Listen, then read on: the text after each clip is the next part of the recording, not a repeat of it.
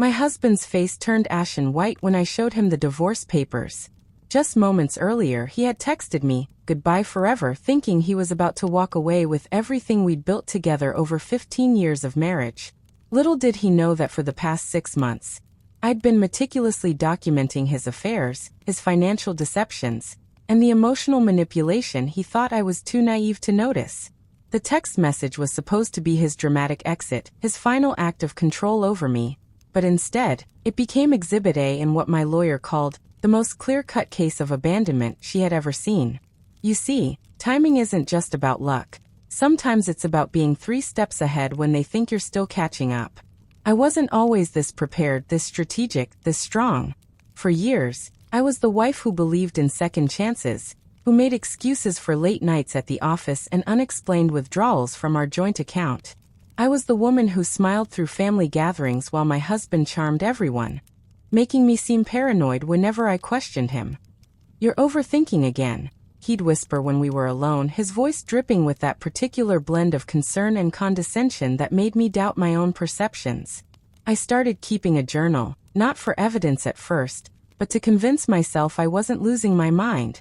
The entries began as confused ramblings but slowly transformed into clear patterns of behavior that could no longer be explained away as misunderstandings. Looking back now, that simple notebook was the first step toward reclaiming my power, though I had no idea just how valuable it would become. The breaking point wasn't dramatic, no shouting matches or discovered text messages from a lover. Instead, it was a quiet Sunday morning when I overheard him on the phone in our garden, speaking so tenderly to someone that I froze in place, dirty coffee mug in hand. "I can't wait to start our real life together," he said, his voice carrying a warmth I hadn't heard directed at me in years. "Just a few more months and we'll have everything sorted." I didn't confront him then, and there like most people would expect. I didn't throw the mug or scream or demand answers. Sometimes silence is the most powerful response when you've finally seen the truth. I simply walked back to the kitchen, set down the mug, and made a decision that would change everything. By Monday afternoon, I had consulted with the top divorce attorney in our city and begun the process of protecting myself from what I now knew was coming. While he was planning his escape, I was building my fortress. His carelessness grew as his plans progressed, receipts left in pockets, late-night calls taken in the bathroom with the shower running, mysterious weekend work trips that his office knew nothing about. I collected it all, saying nothing, becoming the perfect detective in my own home. There's something strangely empowering about watching someone who thinks they're being clever, when you can see right through their deception. My lawyer was impressed with my thoroughness, the careful chronology of events I had assembled. Most clients come to me emotional and unprepared. She told me during our third meeting, reviewing the financial records I had meticulously copied. "You're approaching this like a chess player." And she was right. For the first time in years, I was thinking several moves ahead instead of just reacting to his latest manipulation. I had stopped seeing myself as a victim and started seeing myself as a strategist. I'd even managed to recover some of the money he'd been siphoning off to his secret account by adjusting our automatic transfers. Nothing illegal, just protecting what was legally mine before it disappeared. My friends noticed the change in me, subtle at first, then increasingly obvious as the weeks passed. "You seem different," my closest friend remarked over coffee one afternoon, studying my face with curiosity. "More present, somehow." I simply smiled and changed the subject. I wasn't ready to share my plans, knowing how quickly information can travel through well-meaning, concerned conversations. Besides, I had learned the power of discretion from the master himself. My husband had always compartmentalized his life, keeping people separated in neat boxes that never intersected. Now I was using his own technique against him, creating my own private world of preparation, while maintaining the facade of our failing marriage. At night, I would sometimes catch him watching me with confusion, perhaps sensing the shift in the atmosphere between us, but unable to identify its source. "Is everything okay?" he would occasionally ask, his tone suggesting he was merely going through the motions of concern. "Everything's fine," I would respond with a smile that never quite reached my eyes, a mirror of his own empty reassurances over the years. The text message came on a Tuesday morning. "I can't do this anymore. Goodbye forever. Don't try to contact me. Cold, abrupt, and designed to leave me panicking and confused while he executed whatever plan he had been constructing behind my back. I imagine he expected me to call him frantically, to plead, to break down, giving him the emotional upper hand as he explained that he needed space, while already living his new life. Instead, I forwarded the message to my lawyer with a simple note. He's made his move. Within hours, she had filed the papers we had prepared weeks earlier, and arranged for them to be served to him at his company's headquarters rather than waiting for him to return home. The timing was critical. He needed to understand that his departure wasn't catching me by surprise, but walking straight into my preparation. Sometimes the most satisfying victory isn't just winning the game, but watching your opponent realize they've been outplayed all along. When he finally returned home that evening, suitcase in hand and clearly expecting an empty house or a devastated wife, the look of shock on his face when he saw me calmly sitting at our dining table was worth every moment of pain he had caused me.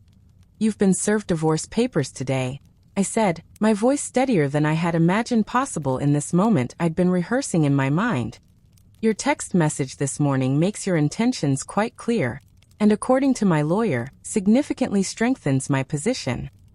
He stood frozen in the doorway, his carefully crafted narrative crumbling around him as he struggled to process how quickly the situation had spun beyond his control.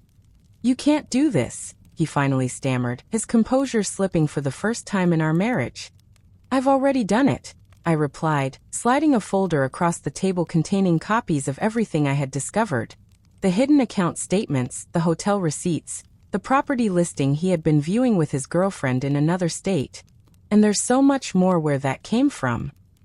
His face drained of color as he realized this wasn't just a divorce filing, but a complete dismantling of his double life. The days that followed were a blur of legal meetings, unexpected phone calls from mutual friends taking sides, and the strange, hollow feeling of watching 15 years of marriage disintegrate. But through it all, I felt an unfamiliar sense of clarity and purpose that had been missing for too long. "He's claiming it was a misunderstanding," my lawyer informed me after their first communication, barely concealing her amusement. "Says the text was sent in a moment of emotional distress, and wasn't meant to be taken literally. Of course he would try to rewrite history. That had always been his specialty, convincing me that what I had witnessed with my own eyes hadn't really happened, or hadn't happened the way I remembered it. But this time, I had evidence that couldn't be explained away with smooth talking and gaslighting. This time, I held the narrative in my hands, documented and dated and impossible to deny. And each time he attempted to regain control of the situation, I watched his frustration grow as he encountered not the malleable, uncertain woman he had manipulated for years, but someone entirely new. Someone who had been quietly emerging all along, waiting for the right moment to step fully into her power. I won't pretend the journey was easy or that I didn't have moments of doubt and grief for what I had believed our marriage to be. There were nights I stared at old photographs, wondering if there had been genuine love there once, before it twisted into something unrecognizable. There were mornings I woke up panicking about finances, about starting over in my 40s, about facing family gatherings alone. But those moments grew shorter and less frequent as I began to glimpse the possibilities that lay ahead. A life without walking on eggshells, without questioning my perception of reality, without the constant background anxiety of knowing something was wrong, but being unable to name it. My therapist, whom I started seeing 2 months into the separation, helped me understand that what I was experiencing wasn't just the end of a relationship, but the reclamation of my identity. "You're not just divorcing him," she explained during one particularly insightful session. "You're divorcing the version of yourself that you became to survive the relationship." That perspective shifted something profound within me, turning what had felt like loss into something that more closely resembled liberation. As negotiations progressed, his desperate attempts to maintain control became increasingly transparent to everyone involved. He tried contacting mutual friends to explain his side, only to discover I had already shared the unvarnished truth with those I trusted most. He attempted to hide assets that I had already documented months earlier, earning a stern warning from the judge overseeing our case. He even showed up unannounced at my new apartment, alternating between apologies and accusations until a neighbor threatened to call the police. "You've turned everyone against me," he texted after that incident. The irony apparently lost on him after years of subtle social manipulation, positioning himself as the charming husband while painting me as emotionally unstable to anyone who would listen. Each desperate move only strengthened my resolve and validated my decision. There's a particular kind of vindication in watching someone unveil their true nature to the world, when they can no longer maintain the carefully constructed facade. And there's an unexpected gift in realizing that the opinion that truly matters most, the one that had been systematically undermined for years, is your own. The divorce was finalized 11 months after that life-changing text message. The terms were far more favorable than they would have been had I reacted emotionally rather than strategically, had I been caught unprepared by his planned abandonment.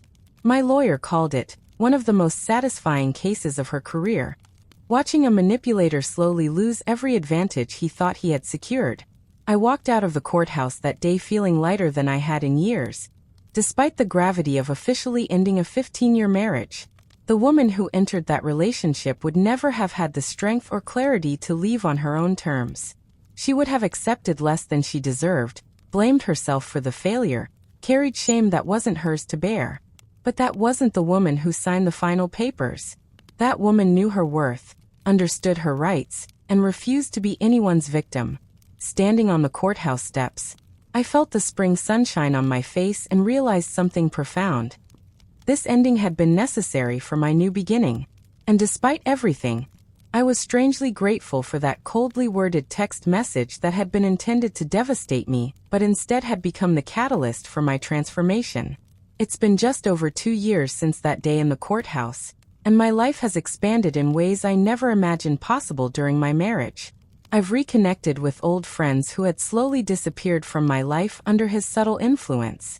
I've resumed the career that had taken a back seat to supporting his ambitions. I've traveled to places I always dreamed of visiting, but were mysteriously never the right time to explore. Most importantly, I've developed a relationship with myself based on trust and compassion rather than the constant self-doubt that characterized so many years of my life. Recently, I ran into a mutual acquaintance who seemed surprised by my evident happiness. "I thought you'd be devastated after everything," she admitted somewhat awkwardly as we stood in the grocery store aisle. "Divorce is never easy," I acknowledged. "But sometimes it's the beginning of something better than you could have imagined." As I spoke those words, I realized how deeply true they had become. The end of my marriage hadn't been the catastrophe I once feared but rather the doorway to authentic living. And the husband who thought his goodbye would destroy me had inadvertently given me the greatest gift: the opportunity to discover the strength that had been within me all along. The most unexpected outcome of my journey hasn't been the practical results, the fair settlement, the renewed career, the peaceful home I've created for myself, but rather the number of women who have reached out after hearing pieces of my story through mutual connections. "I think I might be in a similar situation," they say, voices lowered even in private conversations, eyes darting as if their controlling partners might somehow overhear. I recognize in them what I see when I look at photographs of myself from those years. The careful smile that doesn't reach the eyes, the slightly hunched posture of someone trying to take up less space, the hypervigilance that comes from living with unpredictable emotional weather. I don't push or preach. I simply listen and share what I've learned. That documenting is power, that trusted professionals are essential allies, that preparation isn't paranoia. Most importantly, I tell them what I wish someone had told me years earlier: that the fog of confusion they're living in is often deliberately created, that their instincts are probably right, and that clarity waits on the other side of the hardest decisions. Not everyone is ready to hear these truths, and I respect wherever each woman finds herself on her own journey. But for those who are reaching the breaking point, seeing someone who has walked through fire and emerged stronger often provides something essential that was missing before: the spark of possibility. Looking back, I can see now that my husband's text, those 3 cold words, "goodbye forever," revealed more about him than he ever intended. It was the action of someone so convinced of his power over me, so certain of my dependence and emotional fragility, that he believed those words alone would devastate me beyond recovery. In his mind, I was still the woman he had carefully molded over 15 years, accommodating, doubting her perceptions, grateful for crumbs of affection. He couldn't imagine that while he was constructing his exit strategy, I was silently building my strength, documenting his deceptions, and preparing for independence. The fundamental miscalculation in his thinking was seeing me as a fixed entity, permanently shaped by his influence, rather than recognizing the capacity for growth and change that exists in everyone, sometimes dormant until circumstances demand its awakening. His message was meant to be an ending, a period at the conclusion of a story he controlled. Instead, it became a turning point in a much larger narrative that continued beyond the boundaries he had tried to impose. And perhaps that's the most powerful lesson in all of this, that sometimes the words intended to break us become the very catalyst for our most profound transformation. I no longer harbor anger toward my ex-husband, though that emotion certainly had its place in my healing journey.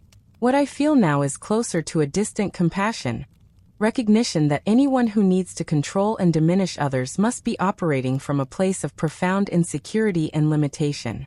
His new life, from what little I've heard, seems to be following familiar patterns, and I occasionally wonder if his current partner sees the signs I missed for so many years, or if she's caught in the same web of confusion and self-doubt that once entangled me. But her journey is not mine to manage, and I've learned the importance of maintaining boundaries even in my thoughts.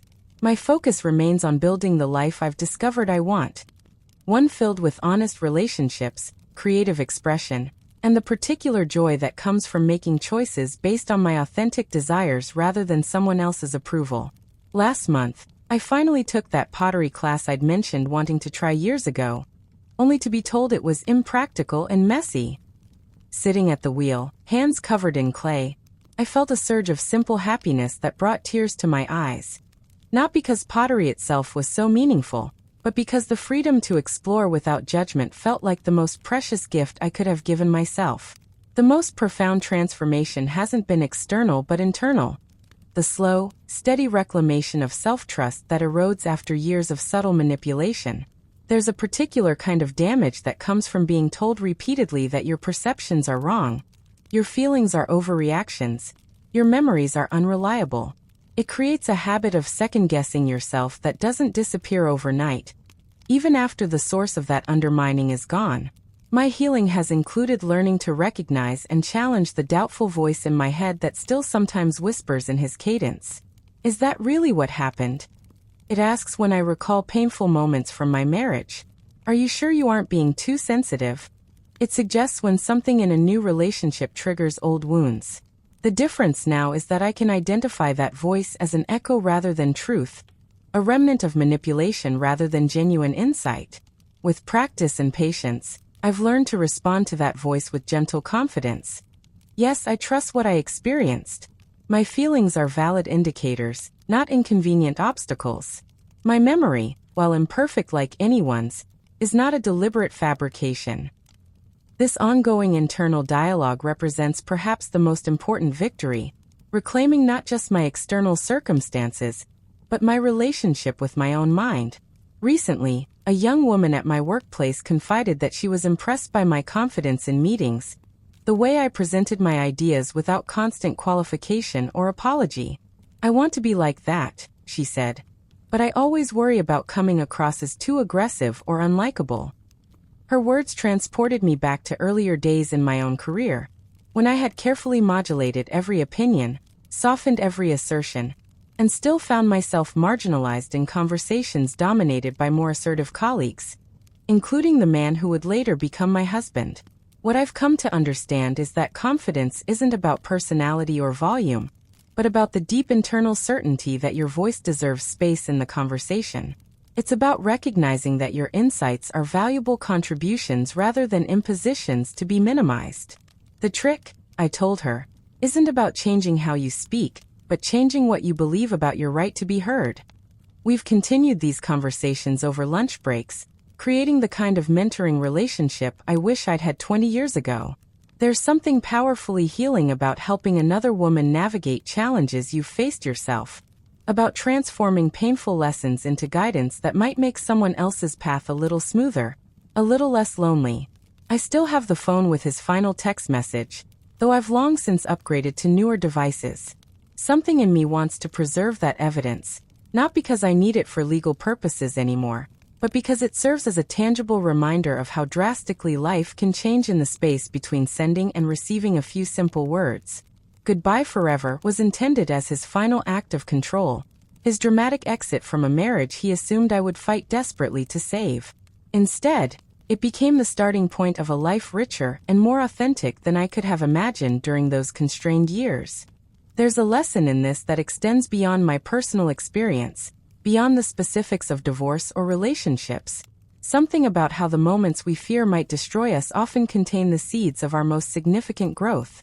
I'm not suggesting there's always a silver lining to suffering, or that betrayal is somehow a gift in disguise. Rather, I've learned that our capacity for resilience is often far greater than we believe, that healing doesn't mean erasing pain but integrating it into a larger story of who we are becoming.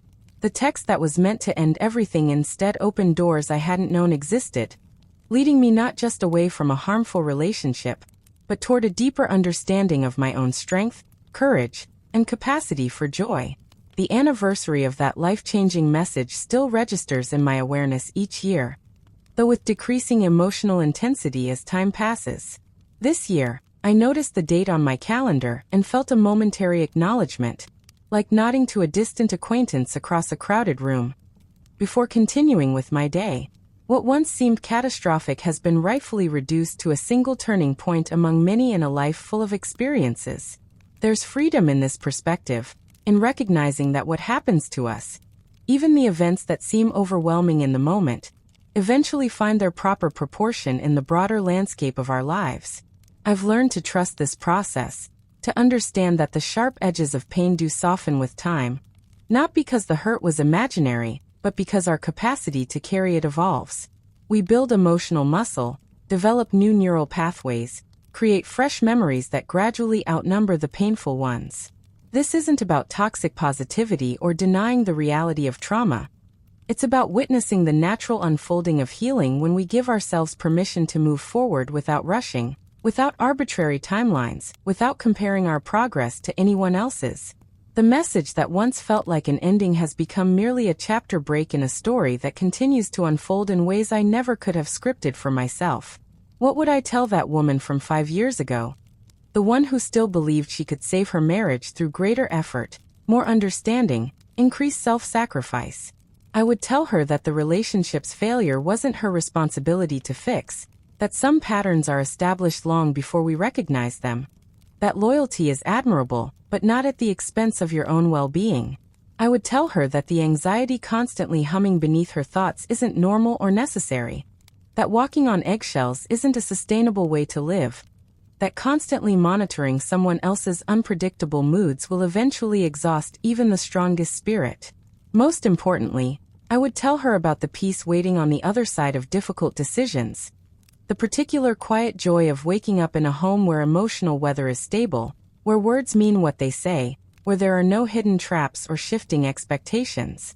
I would tell her that while the transition will be painful, while there will be moments of doubt and fear and loneliness that seem unbearable, these feelings will not last forever. They will ebb and flow and gradually diminish as a new life takes shape around her authentic needs and desires rather than someone else's demands and manipulations. I would tell her she is stronger than she knows, more resilient than she believes, and worthy of so much more than she's settled for. Looking toward the future, I find myself surprisingly open to possibilities I had once dismissed entirely.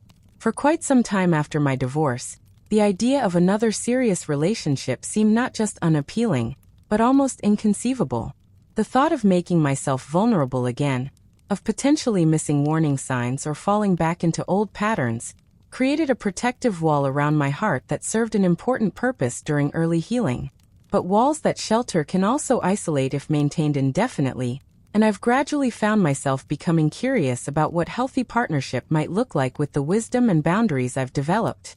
This isn't about actively seeking romance or believing that coupling is necessary for a complete life. My years of independence have thoroughly disproven that particular cultural myth. Rather, it's about acknowledging that the defensive mechanisms that protected me through trauma don't need to become permanent limitations on my capacity for connection. I've started to recognize that cautious trust isn't the same as naive vulnerability, that careful observation isn't the same as hypervigilance, that healthy skepticism isn't the same as reflexive distrust. There's a middle path emerging, one where past experience informs but doesn't dictate future choices, where lessons learned become discernment rather than walls.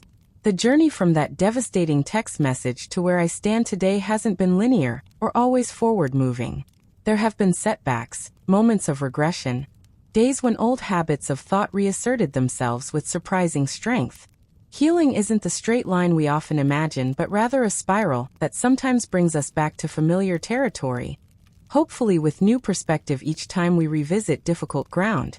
What's changed is not that I never struggle, but that I've developed compassion for myself in the struggle, patience with the process, and trust in my capacity to weather emotional storms that once seemed overwhelming. I've learned that resilience isn't about never falling but about getting up one more time than you fall, about extracting wisdom from each difficult experience rather than allowing it to define you. Most importantly, I've discovered that strength often looks different than the stoic endurance I once mistook it for. Sometimes it's in setting boundaries, sometimes in asking for help, sometimes in honoring vulnerability rather than hiding it. True empowerment, I've found, isn't about never needing support but about having the courage to seek it, the discernment to receive it from trustworthy sources, and the wisdom to integrate it into your own unique journey. And while I would never have chosen the painful path that brought me to these realizations, I can honestly say I'm grateful for the woman I've become because of it. I've kept just one photograph from my marriage, not a wedding picture or vacation memory, but a candid shot taken about a year before everything fell apart. In it, I'm looking slightly away from the camera, unaware of being photographed, a half-smile playing on my lips as I'm absorbed in something outside the frame. What strikes me now about this image isn't the setting or the occasion but the expression in my eyes. A certain searching quality, a distance that suggests I was already beginning to sense the disconnection between the life I was living and the truth I hadn't yet fully acknowledged. I keep this photo not out of nostalgia, but as a reminder of that intuitive knowing that existed before I had concrete evidence or clear language for what was happening. Our bodies often recognize truth before our conscious minds are ready to accept it. In tension headaches that arrive before difficult conversations, in stomach knots that form in the presence of someone who undermines us, in the slight hesitation before forcing a smile when we're told everything is fine despite evidence to the contrary. I've learned to honor these internal signals, to treat them as valuable data rather than inconvenient anxiety to be suppressed or explained away. That woman in the photograph, already sensing what she couldn't yet articulate, deserved to have her intuition trusted sooner. Now I listen when my inner voice whispers, not with paranoia or constant suspicion, but with respectful attention to the wisdom that resides beneath logical analysis. Terminating a marriage that has stretched across 15 years involves bureaucratic details no one warns you about. The tedious process of separating finances, updating legal documents, informing countless institutions of your name change if you choose to reclaim your former identity. It involves practical challenges like establishing credit in your sole name, finding new health insurance if you were on your spouse's plan, and rebuilding retirement savings that may have been divided. These logistical tasks can feel overwhelming in the midst of emotional upheaval, creating a strange juxtaposition where you might find yourself sobbing over memories 1 hour, and calmly discussing mortgage refinancing options the next. What helped me navigate this complex terrain was breaking everything down into manageable steps, creating systems to track progress, and celebrating small victories along the way. Each updated document, each new account in my name alone, each monthly budget successfully managed became evidence of my capacity to handle practical realities I had sometimes doubted. There's a particular satisfaction in realizing you're capable of managing aspects of life that once seemed intimidating or beyond your expertise, in recognizing that dependence was perhaps more conditioned than necessary. These practical accomplishments, though less dramatic than emotional healing, represent equally important aspects of reclaiming independence and building confidence in your ability to create a sustainable life on your own terms. That text message, "Goodbye forever," was intended to be a period at the end of a sentence, a final punctuation marking the conclusion of my story as he had written it. Instead, it became a semicolon, An acknowledgement that what came before was significant but not definitive, that continuation rather than conclusion was possible. The narrative didn't end with his departure, or his attempt to control even the manner of our separation. It paused, shifted direction, and proceeded with new characters, new settings, new possibilities I could never have imagined while living within the constrained reality of our marriage. If there's wisdom I've gained that might benefit others facing similar crossroads, it's this. Trust the voice inside you that persists despite being repeatedly dismissed. Document what happens even when you're told your perception is flawed. Build a silent network of support before you need it most urgently. And perhaps most importantly, recognize that what feels like an ending may actually be a beginning in disguise. The text that was meant to devastate me became instead the catalyst for my most profound transformation. Not because pain is inherently redemptive, but because sometimes we discover our true capacity only when the familiar structures we've depended on are suddenly removed, revealing strengths we never knew we possessed.